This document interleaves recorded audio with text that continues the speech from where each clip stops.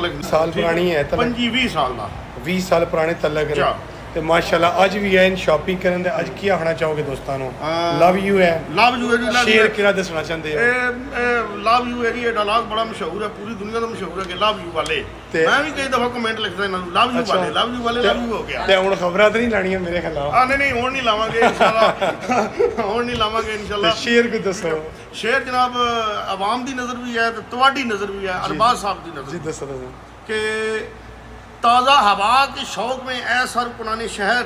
अच्छा। ताज़ा हवा के शौक में ऐ सर कुनाने शहर, दर इतने मत बनाओ कि दीवार गिर पड़े।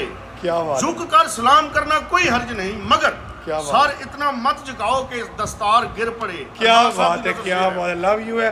इंशाल्लाह इकट्ठे होने हैं किसी दिन। मैं अल्लाह ब्लेस यू वाले ते दावत ਤੁਹਾਡੀ ਕਰਨੇ ਆ, ਬਹਿਨੇ ਆ, इंशाल्लाह बकरे ਚੱਲਣਗੇ। हाय हाय जिंदाबाद। Drink love you. Thank you.